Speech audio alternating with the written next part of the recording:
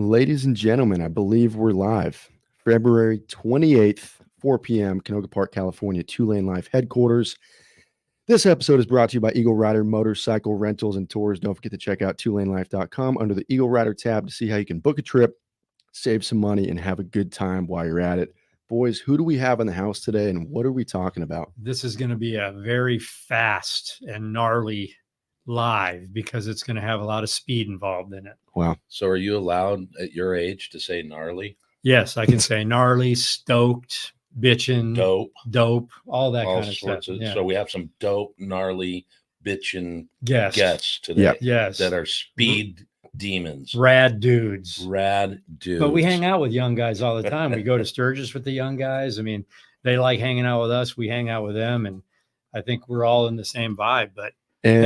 Yeah, just a quick little recap for anyone that might have been birthed under a rock or grew up under a rock.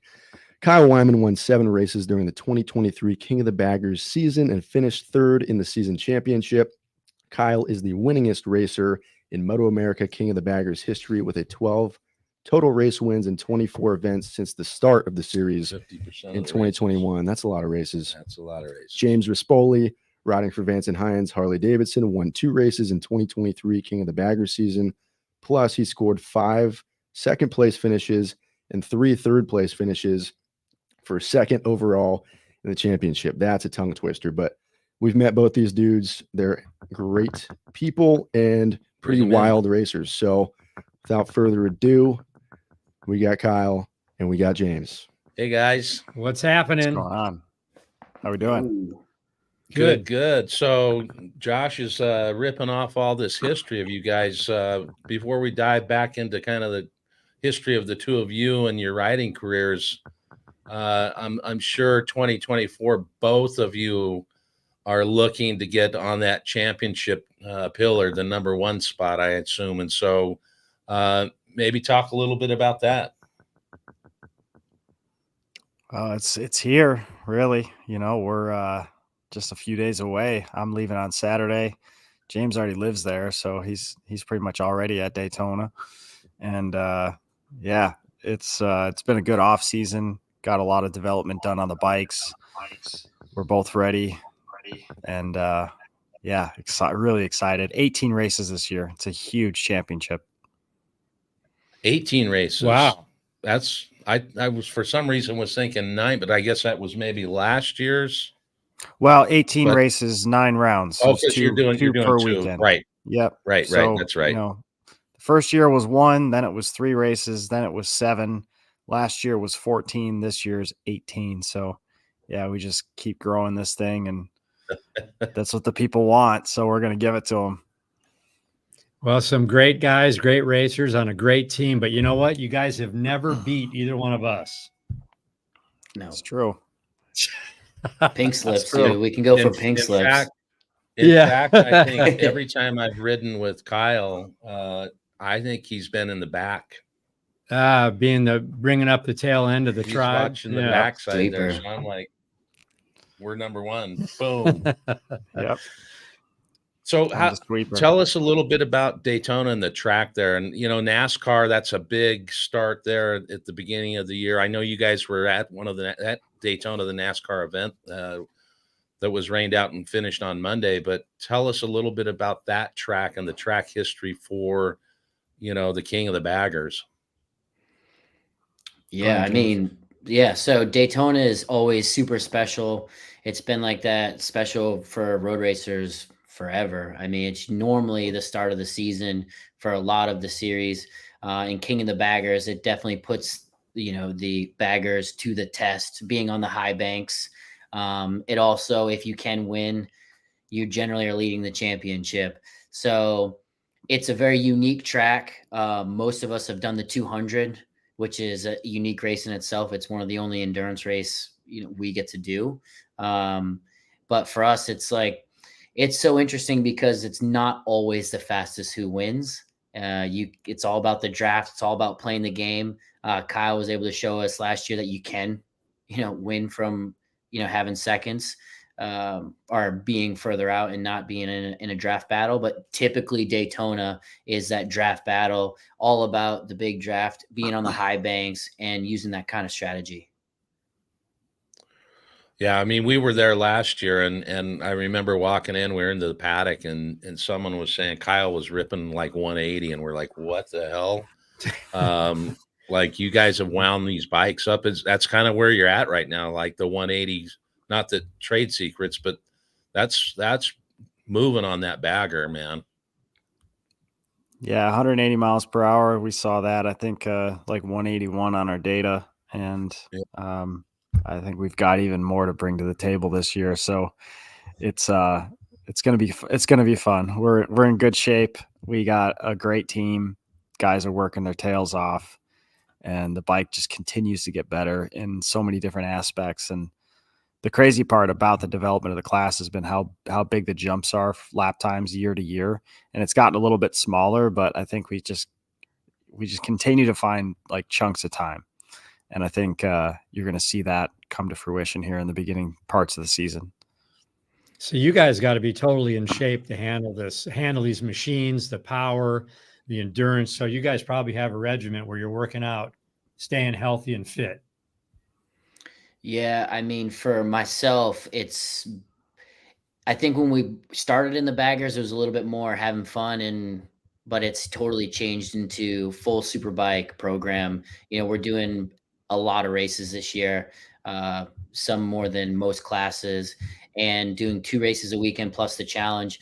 Now it isn't like super physical with long races, but they're short stints and they're wide open. If anybody's watched a bagger race, if you haven't, please go watch them on YouTube.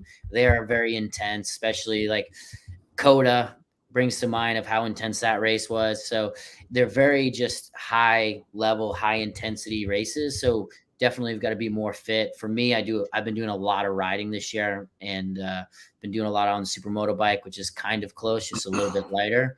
But every year it seems to just get more talent comes in, and the level just continues to grow, and we kind of continue to push it.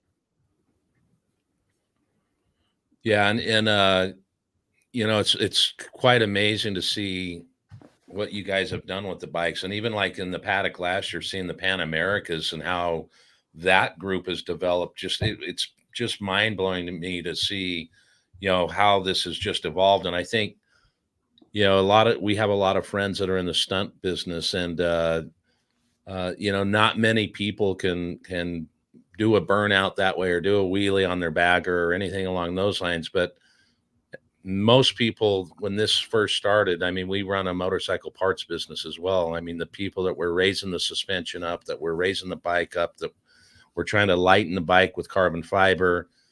Some of these guys probably shouldn't crack the throttle as much as they think they should, but at least this kind of, to me, it's revamped some of the bagger, lifestyle, because people can relate to it. You can go fast. You can open a throttle, not as fast as you guys go.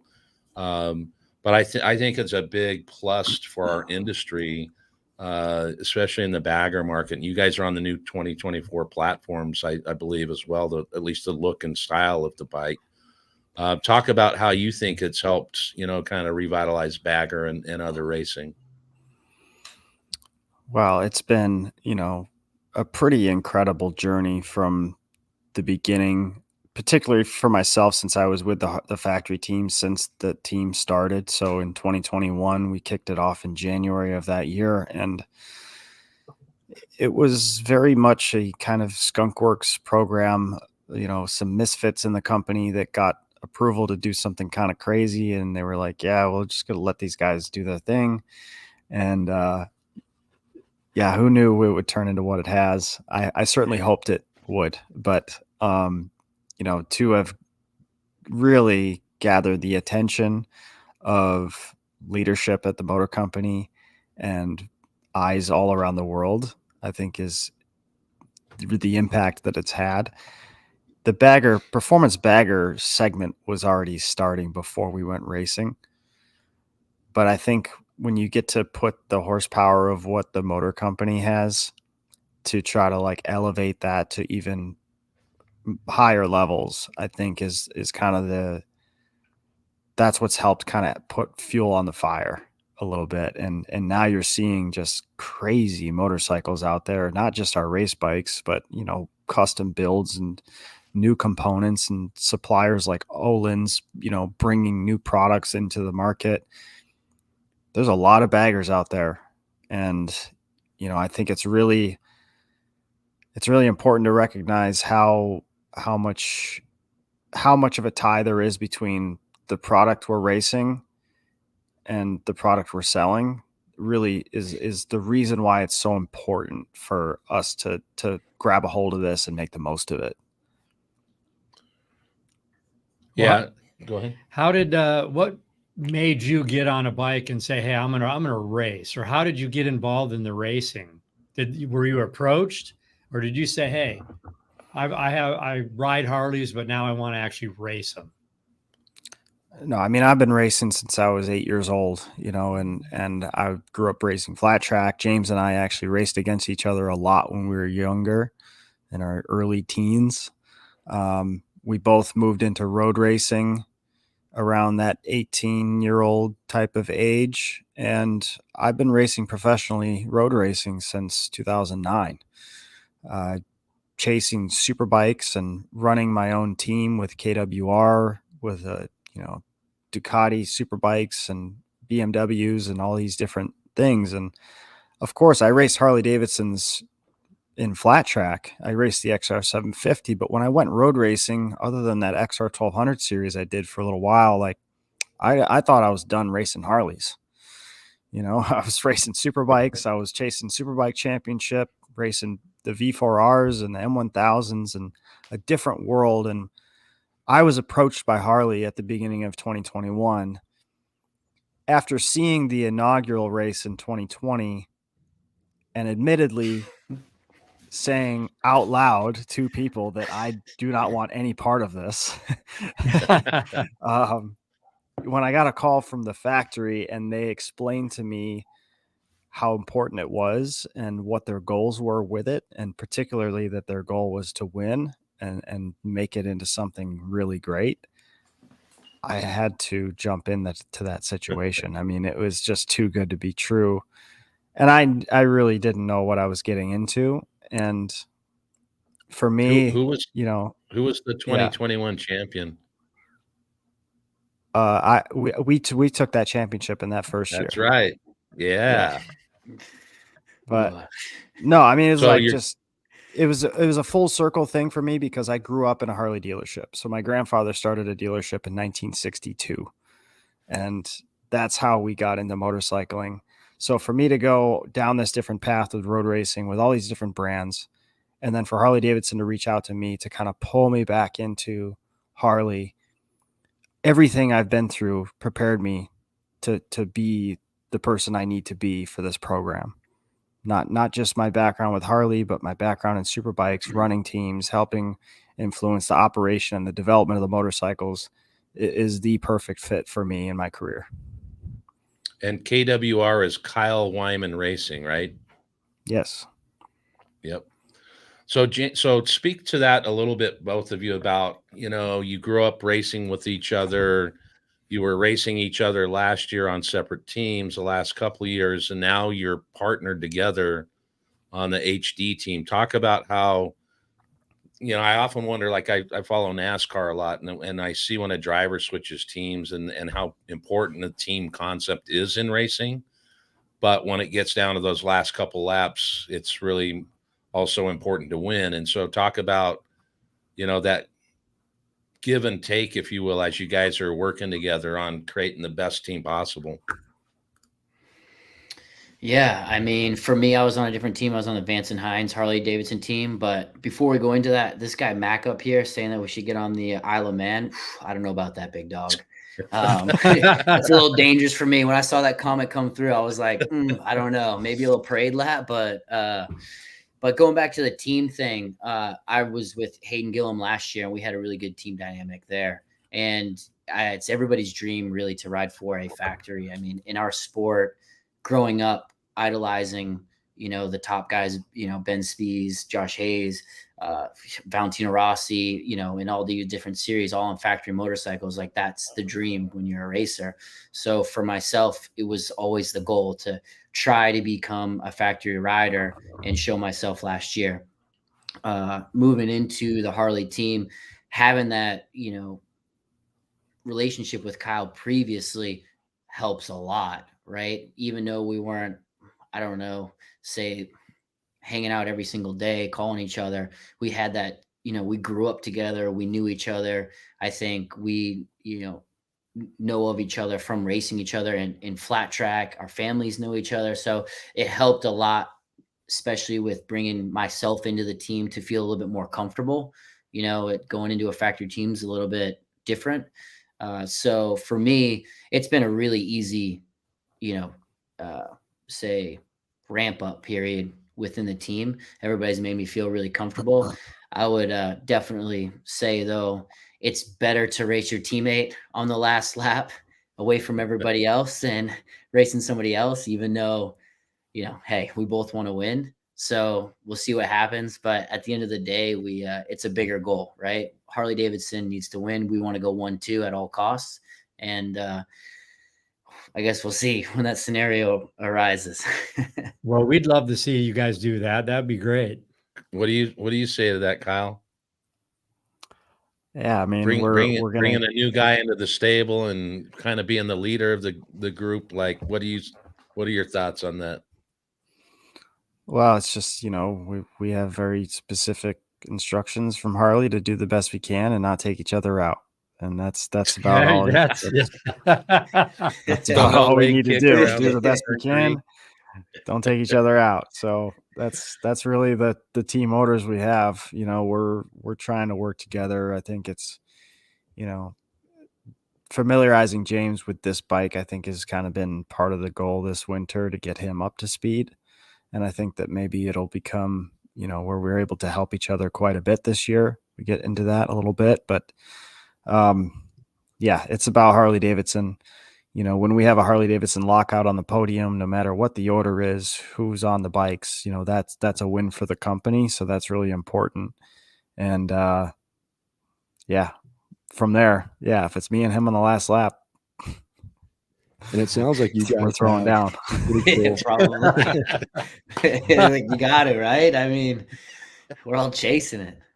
Right. You both want to win. Yeah, but we've raced each other so much. Like, I think we're both at an age where we know, like, what's a maneuver that will and will not stick. I think we are probably, I would say, the leaders of common sense in the class. So I would, if that's a skill. So, and I would say that we would understand what can and cannot be done. I'm sure there's going to be something this year that gets under each other, but as long as we have a good ecosystem, I'm super confident that we can really push Harley-Davidson to the front more than they are now. The competition's real. Yeah, I'm excited for this year and to watch you guys. It's just we were talking to we have some friends in one of the other leagues, and when they went into Vegas to test, and just this was in 2020, 2019 or whatever it was, and it brought every rider that was at that track to the wall to see what the hell was going around the track with that sound and that energy, and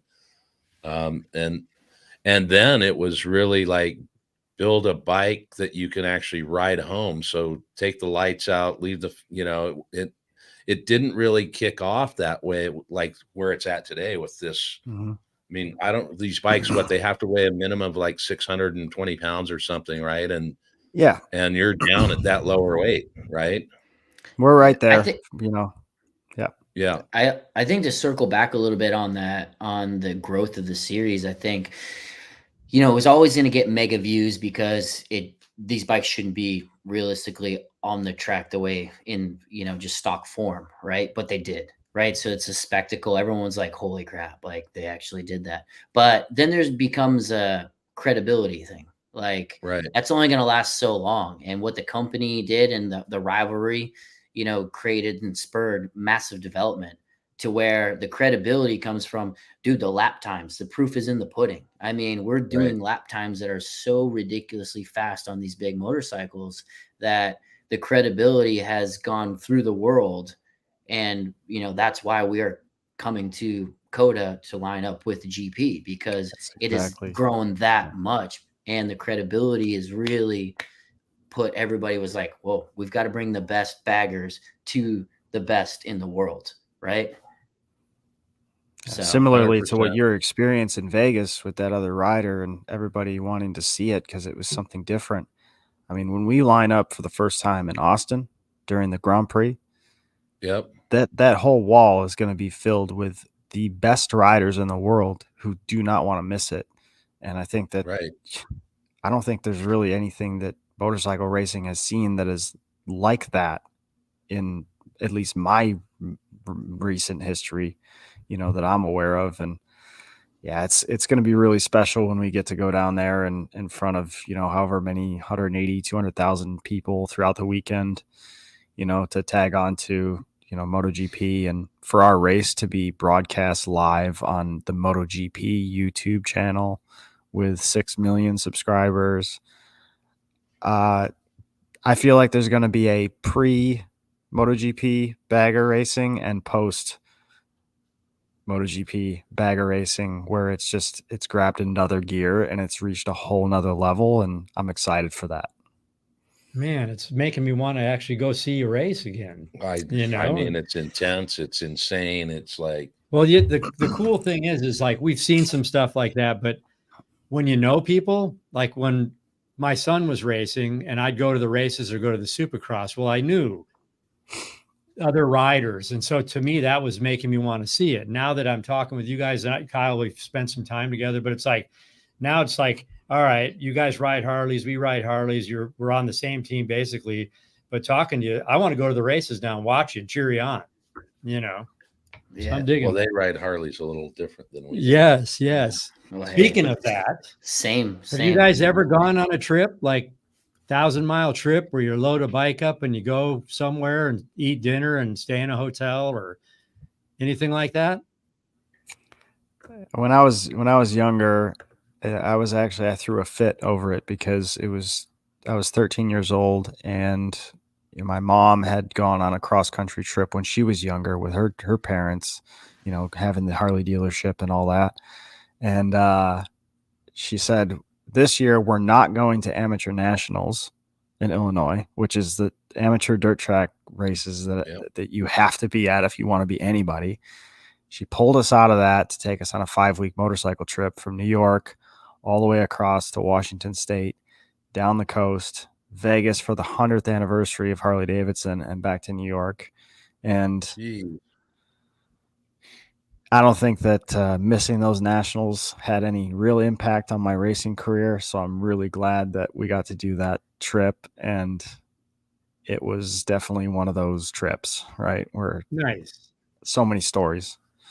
Something lifetime of stories. What about you?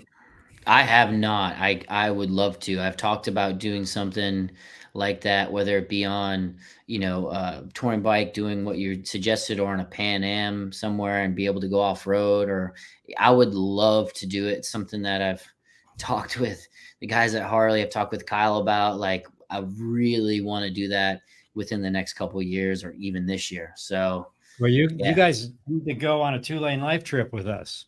I'd love to. Well, I have a little bit of a bucket list. I've been to 49 states and I've not been to Alaska. So I'm thinking Pan Americas to Alaska would be epic. That's a cause I can get behind.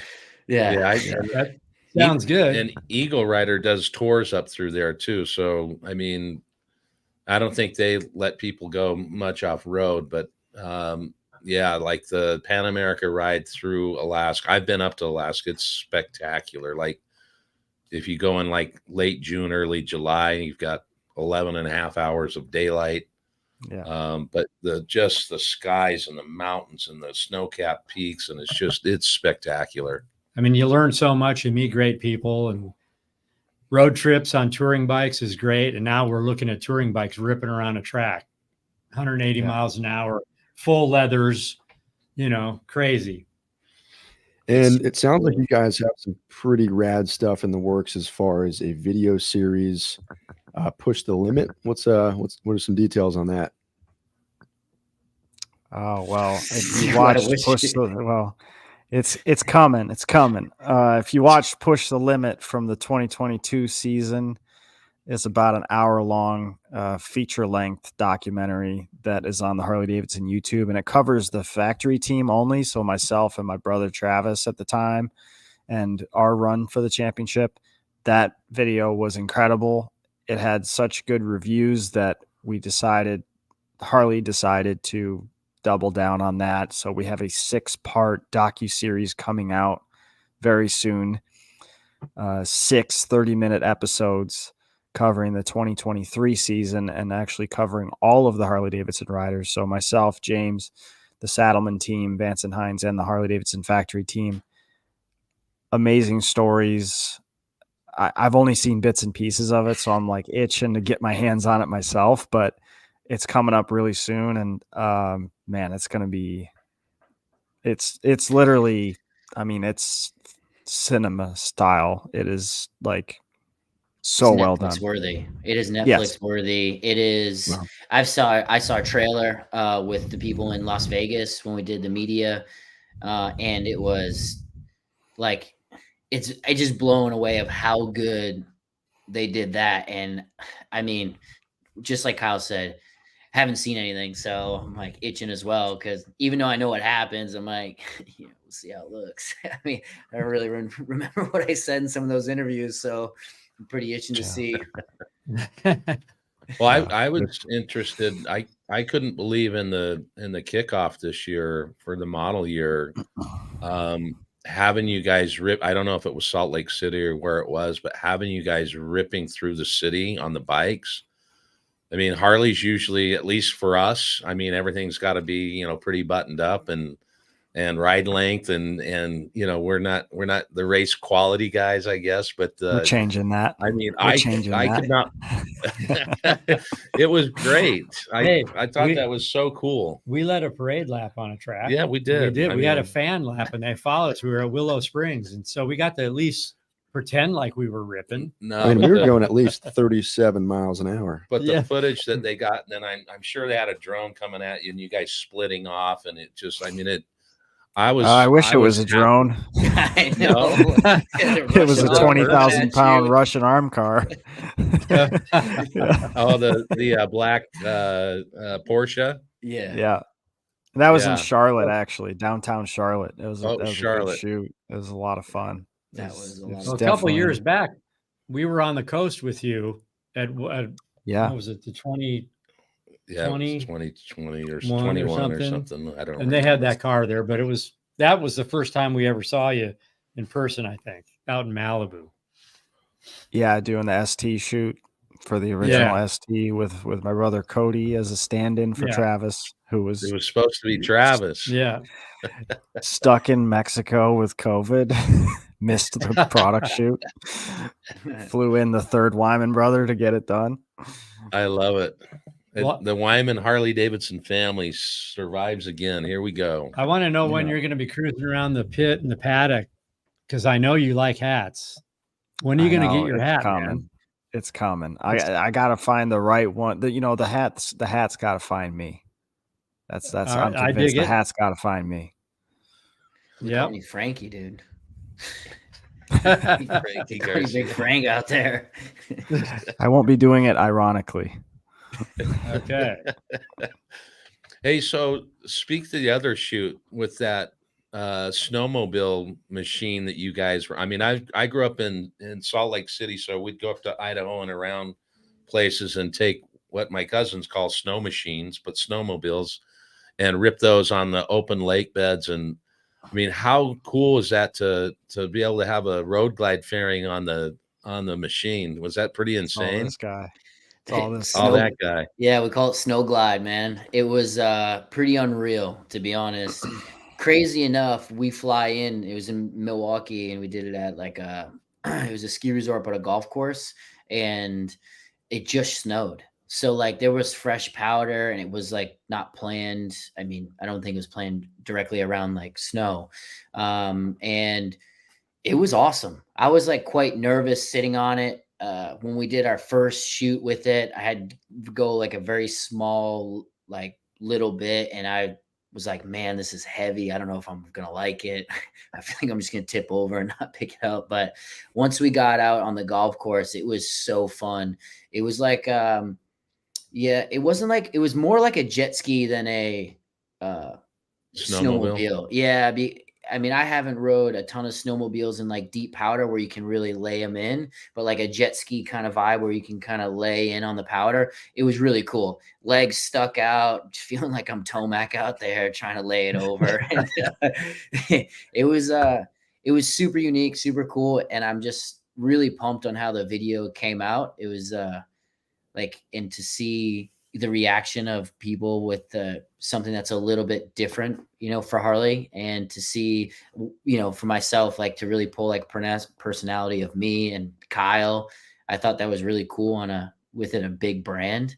So, Yeah. and it got a lot of good, you know, reception. So for me, it was quite cool.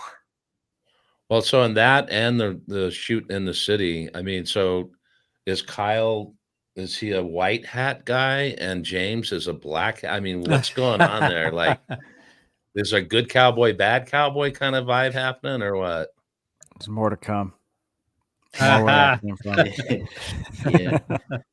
It's yeah, I don't. Yeah, Spy versus spy. That was go. kind of There the you go. concept of the whole thing. Spy versus spy. So a little bit of tag you're it with the kill switches during Yeah. the shoot. boy. And, I love it. A lot of The fun. old classic. So, yep. So Yeah, sorry, ahead. I was just gonna answer that comment, but yeah, we're gonna try not to do the buck anymore. We'll try to keep it safe. Just like you don't repeat those things, man. Once in a lifetime. Yeah, it's kind of weird. You get ready for the season, all the training, all the hard work, the machines, and now all of a sudden you got to be careful. What are you going to do? You're not going to do dumb stuff. You want to get to the track. Yeah, sometimes it's hard to remember to respect these things because they're so heavy, right? A lot of times at a test, like you get locked into, you know, you're doing 60, 70, 80 laps and you're just thinking so intently about the bike and the feeling with the bike, and you lose sight of what you're actually doing and what the risk is at times because you're so locked in on the task and doing the job that I try to remind myself every time I get on the bike, like, this thing's no joke. Like, it does not know who I am. It does not know what name's on the back of my leathers. It only knows the inputs I'm putting into it. So I better respect this thing. And Yeah, that's what I try to remind myself. that's a really good way to look at that, I think.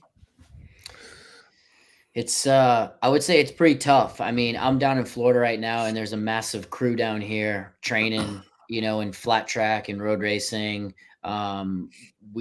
This little mecca near DeLand, Daytona, Port Orange area where we have got multiple like tracks to ride. It's tough. You get all these guys out there. Everybody's super hyper competitive. We're on super motobike pushing lap times. We're on the motobike pushing lap times. And, you know, like Kyle said, you've really got to kind of chill a little bit when I mean, even on practice bikes, like it's not your day job. Like you're going out there to put in work so that you can go perform at the best level. So it's a fine balance between overdoing it and having a crash on the motorbike or the super motobike. And then now you're not 100% to do your job. Like we don't get many races, even though we have 18, we only have 9 weekends that we get to go and do our job.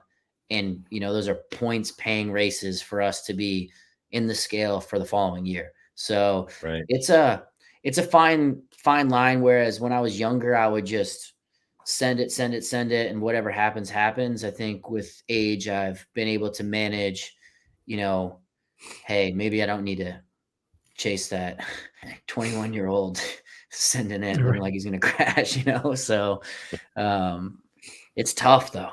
You want to get in A little it. more calculated. Yeah, you want to get in it though. Yeah.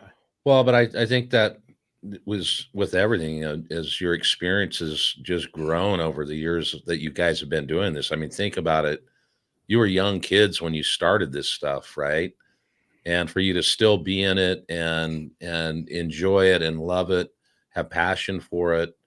Uh, but maybe that line, I can do this a little differently and be a little bit smarter, and I can pick it up on the back end here. I can jump it. It's that knowledge that you learn as you're testing these bikes, and then once you're in the race and figuring out the line the other guy's into, and pushing the limit when you need to push it, and holding back just a hair where maybe when you were 21 you wouldn't hold back, and maybe you didn't finish as well either, because if you would have held back you might have finished in a better spot. But it's that experience that you guys have dating way back to, thank God your parents let you do this stuff, right? Like, there's got to be some credit there where, man, some kids' parents, like, especially today, no way. You can sit over here with your iPad and you don't need to do anything else. And it's like, no, you got to get out and be competitive and learn how to live. And that's what's going to take you through life. Yeah, I feel fortunate, and I think about it quite a lot of, what we're doing is, maybe one of the last, great jobs that a human can have, as things go so digital, and, people are, simulating everything and living in the digital world. This is real. This is, real consequences, real success, real triumph when it goes well, and the discipline and the focus it takes to be able to kind of harness this sport and be successful at it for a long time it's very difficult to do that. And you see it go wrong a lot of ways, and you still can't guarantee your success with your hard work or your focus, and you still can't guarantee your safety. But we are actually some of the more risk-averse individuals you'll find. Road racers are very calculated. We're not daredevils. We're not adrenaline junkies. If anything, I'm trying to keep as much adrenaline out of my veins as possible so I can have that stoic, decision-making. So I just love it. This is just who I want to be. Like, this is what I want to do for as long as I can do it. That's awesome. 100%. What about protective gear? Like, you have the leathers, the helmets, the boots. Do you get new sets every race? Are you using them over and over? How's that work with the gear? If you get new sets every race, you're wrecking a lot of shit. But okay, so it's sturdy and it lasts the whole season? Yeah, it lasts pretty good. Our suits are really special from Alpine Stars. They're, a mixture of cowhide and kangaroo hide in different areas. They're fully custom fit to our bodies. I think there's like 60 different measurements they take. We have an airbag system built into our suits. When we get flung off the thing, the computer will pick up on that and deploy an airbag around our shoulders, chest, and our full length of our back. That's an amazing thing that I'm so glad is here while I'm still racing, because people didn't have that for so long. And now you're seeing a lot of the Tech Air systems that Alpine Stars has now for the street use. I don't ride a motorcycle without airbag, whether I'm on the street or on the track. And now it's super easy to have that protection with Alpine Stars' Tech Air stuff. So yeah, that. And for me, I wear 6D helmets. I know James wears Arai helmets, but having quality gear, it's priceless, man. So get the good stuff. Oh yeah. Especially when you're like, the crashes you never expect. And when they do, most of the time they're big. And to have the right gear, it's like buy once, cry once, right? Like, just get it right, because you never expect it. It's inevitable that it will happen at some point if you're in our sport. And for us, I think it's pretty cool that we were pre-airbag and now post airbag, like right in the middle, to see the change in the safety, how much more safety has come in the development.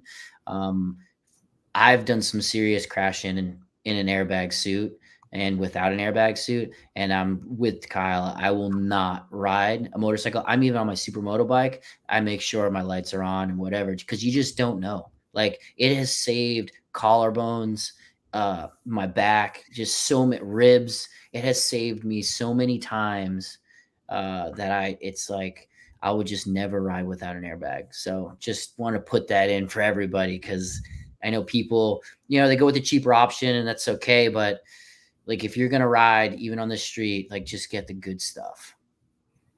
Well, we also have the Tech Air system, so we Sweet. use that as well. But interesting, we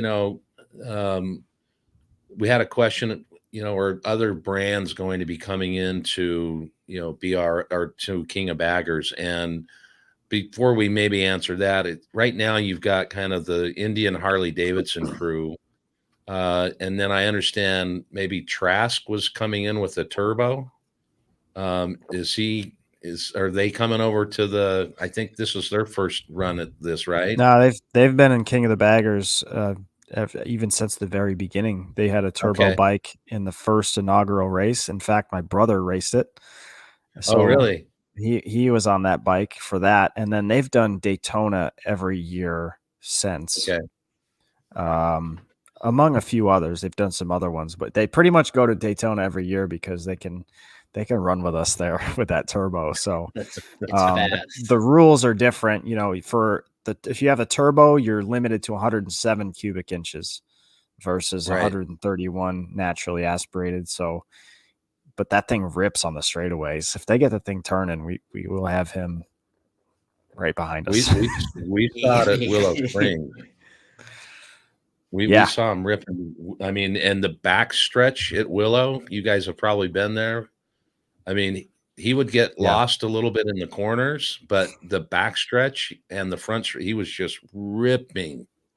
Well, I've saw a few pictures. He's got a factory Harley swing arm on there now, and he's got some Screaming Eagle Olin's shocks, and I see he's got the Olin's forks. So I mean, they've taken some development pieces and bought some things. So they're going to try to make it. I believe my buddy Shane Arbone rides it. So yeah, I would expect, if they can even see us out of the chicane, you got to watch out for that thing. Yeah, Be coming from a mile back.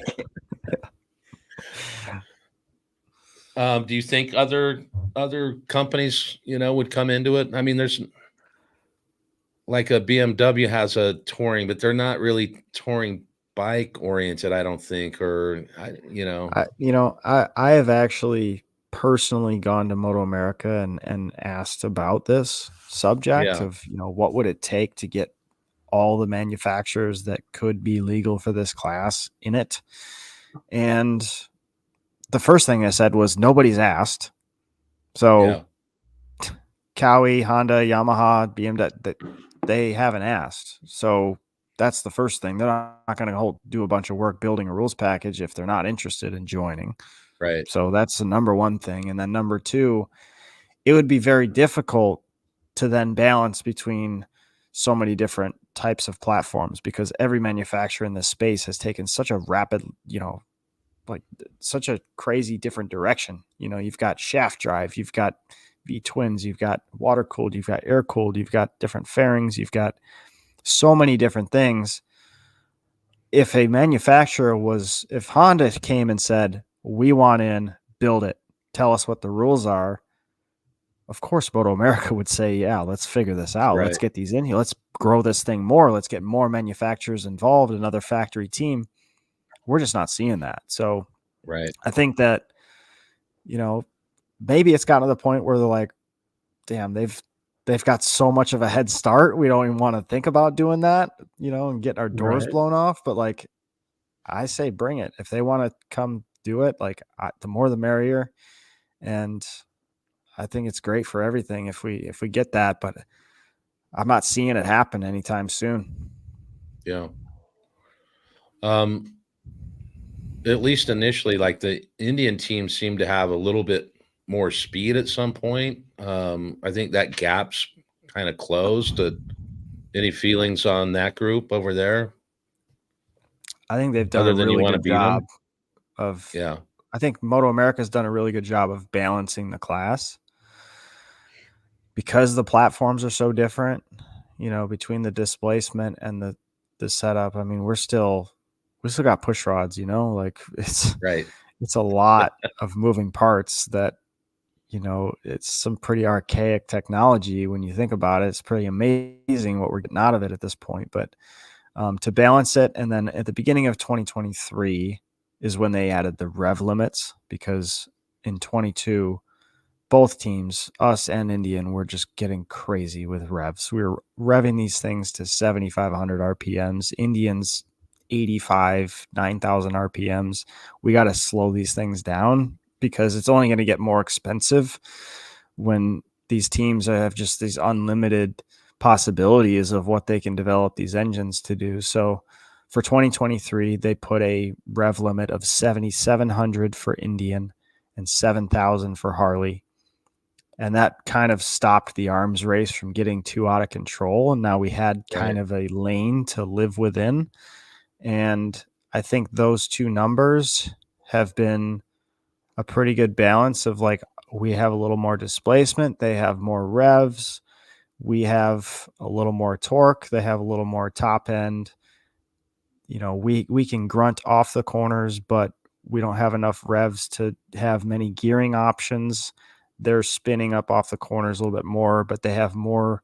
I mean, there's a nice balance that makes it really close with lap times, but also makes it so that the characteristics of the Harley versus the Indian are different enough that the racing is really good. Yeah, they're I was not going to say strong. makes for good racing. Yeah, both bikes are not strong in the same places of the track. Right. Yeah, that's what keeps it interesting, right? And you want to see that. Like I just watched NASCAR, the Texas Motor Speedway. There were only 7 cars that didn't get in a wreck, but it was one of the most exciting races because of all the lead changes, the drafting effects that they had, and to watch something. And it was a 3-car wide cross the finish line by Atlanta. That was Yeah. Dude, not that Atlanta. was that was amazing. insane. Yeah. After going to the Daytona 500, I watch the 500 every year, and I don't watch a NASCAR race for the entire year after that. Right. But after we went to the 500, got invited by the Speedway, James as well, enjoyed that so much. Now this race is on, and I'm like, I'm gonna watch this. And I'm glad I did, because it was the 3rd closest margin of victory in NASCAR history. It was a 3 wide across the finish, photo finish. I mean, there was nothing between them. And yeah, that was a lot of fun.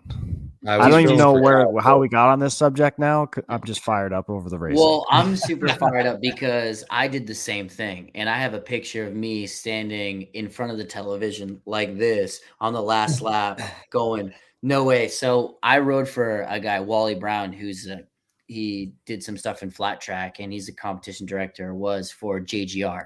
So I'm sat there texting him going, dude, when are we pitting? Like, I'm just a crew chief now. It's just who I am. Right. So I'm like, what are we doing? When are the cars coming in? He's like, dude, you got to stop texting me. Like, we got business. But I'm sat there after meeting some of the drivers, talking with Blaney, Zane, Noah, you got a horse in the race, like you guys were saying.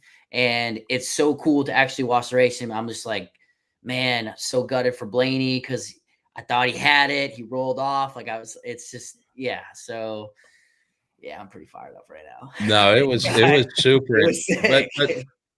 But that's how we got on the topic. It made for great racing. And so the cars, were different, Toyotas versus Chevy and what you're saying, like with the Indian, where you have different places of the track where you're going to be stronger. That makes for great racing, because you're excited to see it a little bit closer than maybe strung out, Yeah. I mean, dude, can we just talk about the one guy quick, number 14, just absolutely just runs it into the side, causes the massive wreck, super late. I mean, I don't even know what his name is. Just like, Or dog. it was Chase Briscoe. Oh yeah, I'm like, come on, man. Like They were 4 wide, and like, he what are you jams doing, up into dude? the. And what was funny is what's Kevin Harvick or I don't know, whoever, maybe it was, I don't know, but they were calling it. They were going, he's gonna blow this thing up, like back off or get Can't out of the way. turn. You're just running it up into people. I'm like, dog. Like, you guys must be a motorcycle racer or something. Like, Probably at some point. Funny stuff. So are either of you married? I'm married. I'm not yet. Yet? Yeah, well, Why are probably. you Yeah. asking, buddy? We'll see. My girlfriend's she's from the Netherlands, so waiting on her visa and stuff to come over here. But yeah, we've been together for 6 years, so Okay, so What? you're married. we're trending. Kyle, how long have you been married? I know it's Hannah, right? Yeah. Be 6 years this summer. So Wow. yeah, we've been Wow, together you're an old 10 man years already. now. This one Yeah. has 40, 40 years. and I've got Pretty 30, good. 32 years this year. It's awesome. It's awesome. It's great.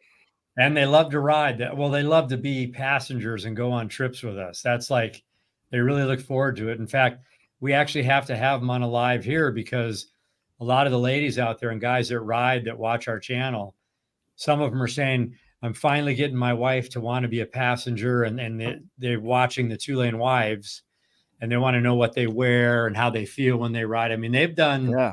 600-700 mile days with us in every kind of weather, snow, rain. So they're total troopers. So there's women out there that want to hear their story. Yeah. So That's cool. Yeah, I would agree though. Like we need, more and more. My girlfriend loves it. She loves going on the back of the bike and whatever, go get tacos or whatnot. So for me, I one of my goals is to ride more this year. good. To do more riding on the street. Well, I don't know if it's a testament to us, but the Lance and I have known each other for a long time and have been riding together for like, call it 10 years. And it started on kind of those day runs, like you're saying, James, let's go get some tacos or whatever. And then it was like, God, I mean, got that feeling in you that you want to go a little bit longer. And then it was like, okay, well, let's go overnight somewhere. And then it was like, I drew on the map 500 miles around our house and where we could go. It was a little rough because we couldn't get out into the Pacific Ocean too much, but we had all this other land around us. And we just started buzzing into these small towns and learning and listening to the stories of these people. And that was 10 years ago. And then 4 years later, with all the stories that we were coming back with, we call it Shaking Hands with America. Our family was just like, you've got to get a platform, and YouTube's probably it to tell these stories.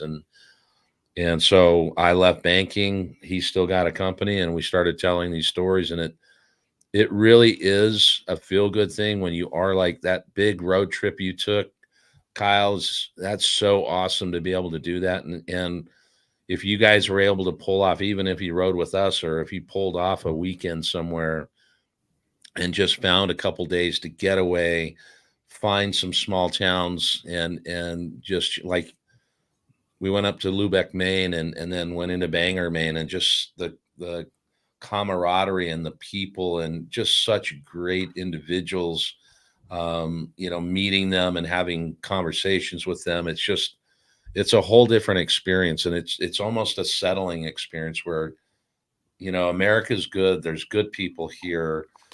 These towns are great, and they deserve to have people come through and spend a little bit of money in their town to keep up their small business, if you will. I mean, our very first long trip we took, we planned it for like 3 or 4 days, and we went from LA to Kingman, Arizona. And that was like, we'll get a hotel there, and then we'll make our way to the Grand Canyon. I mean, that was what, 300 miles, not even 300 miles, not even 300, 250 miles. But now, like on the way home from Sturgis this year, we left Edwood and got to Vegas 15 hours later, 1,100 miles in, nonstop. So it's like for us, the country's wide open and you meet so many great people, like he was saying. And that's the beauty of it all. But it's turned on us where people are coming to us with stuff about how they love riding now after watching videos and traveling. We've changed a lot of people's lives, and in turn it's changed our lives. So this is a 24/7 gig that we have now. That's awesome. amazing. It truly is. And the more people that enjoy that, and then it transpire them into watching racing and then getting a bike. And it's like, I think that's the coolest thing about the baggers and specifically the Harley community, just because I know the Harley community, they're so loyal to the brand and whatever like goes on in that brand. They're just so passionate about it. And that's something that's really cool, because I know my passion for racing and just motorcycling in general. So I really just align with that whole atmosphere. What I'm 100%. I mean, picking it's up all our on life. here is you guys are full-time doing this, but you don't have a bagger race on the calendar for this year. What's going on? Right? Well, Let's go. For some reason we didn't end up going to Daytona, or we would 100% been at the race. We'll probably be at a race somewhere. We'll see. Have to make that happen. We have to now. I want to see you guys race. We still have a little opening on the schedule here and there, but Yeah. no, I just think, I mean, look, when we started our channel, it was more about telling the story, and we didn't care how you got there, like if you were in your Jeep or your car or whatever, but just go explore the place. But I think what's been interesting for us is we also are working for Harley. We sell Harley-Davidsons every day. Yep.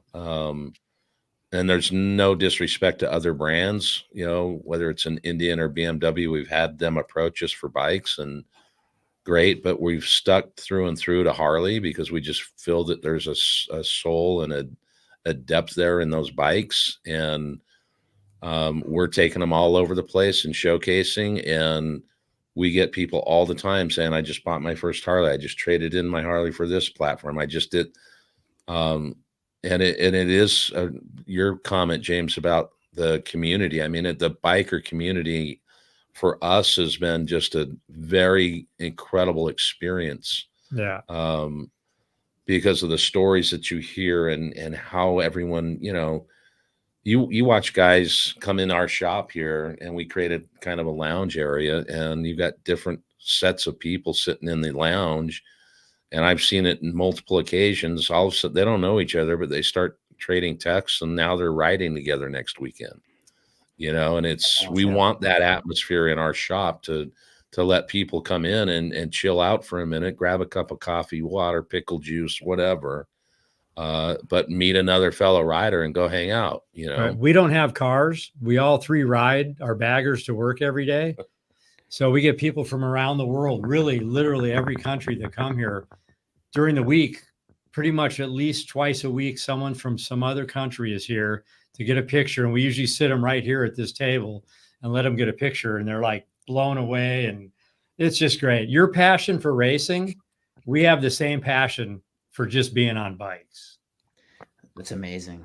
I love it. Like, that's kind of what I want to try to be able to do, is like do a little bit more of like just riding and get that atmosphere, right? Like myself, Kyle, having the shop and growing up in that vibe, that's something I've never had. Like, I never had that culture. I've always just been a race head from, 6 years old. So to have this community and to get a taste of it within flat track and things of that nature, and then to be within the factory and to really see a community, is pretty interesting. So that's one of my big goals, is to really kind of just understand that more.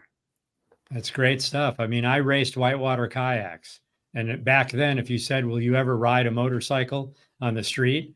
I would have said, hell no. But now it's my life. 100% consumes my whole life. So you boys have a few races to win, and then, you can do a little bit of travel, but maybe that's 4 or 5 years out. Yeah. And then it's a touring, but they only got 9 races. They can 18, this year go 9 tracks, but they do 2 races. They do the Friday or the Saturday, Sunday. They can get a 3-day trip in with us this year. They could do it. Hey, let's do it.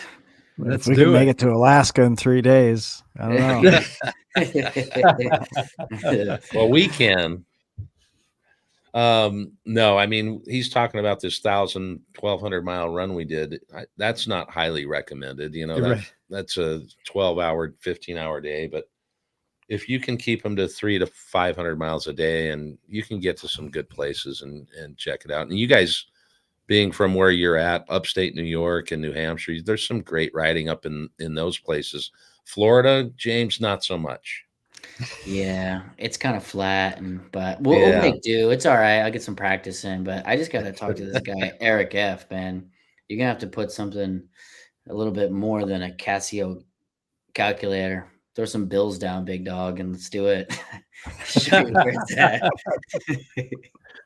What we Challenge James. So for those of you guys listening, it says, I challenged James and Kyle to a race at Jennings. Aprilia RS 660 versus the Baggers. Winner gets a Casio calculator watch. Do you guys even know what a Casio calculator watch is? Yeah, You we're do. We're not All that right. young.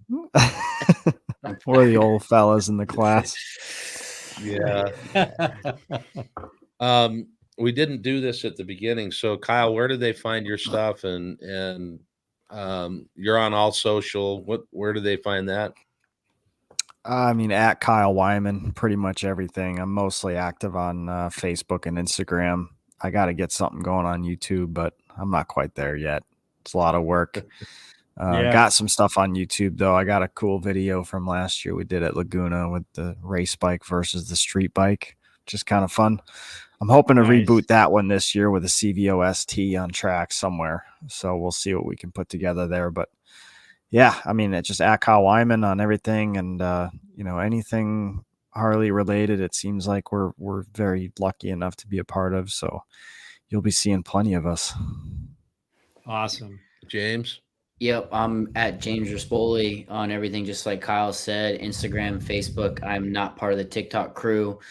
I have a YouTube, but it's mainly just some vlog stuff. So don't kill me for the edits, but we just try to put out good quality content if we can. And yeah, we'd love to have anybody just drop us a DM. We'll respond and just enjoy life, man. Well, we're stoked. I mean, I really, really am looking forward to watching you guys race. I want everyone out there in the 2LaneLIVE world to check them out racing too, because now teammates, and we're going to be pulling for you guys hard. We want some big, good stuff for you. But before we exit, let's just talk a little bit about what are your thoughts on the new platform? I mean, we've been on the CVOs, we were on the CVO ST, we've been on the standards, all the touring stuff.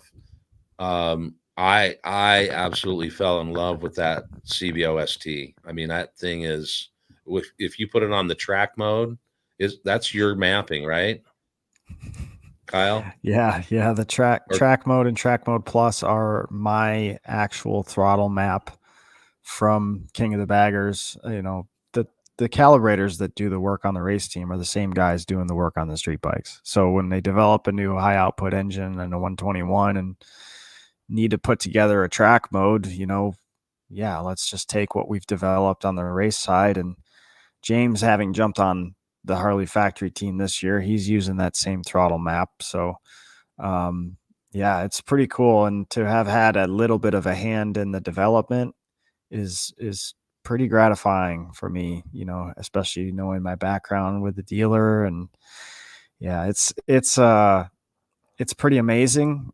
That new bike, that CVO ST, is just incredible. It's hard to look at it and think it's coming out of the crate like that, with how blingy it looks and everything that's on it, and the way it performs on the track. Like we had, our press event was at a racetrack.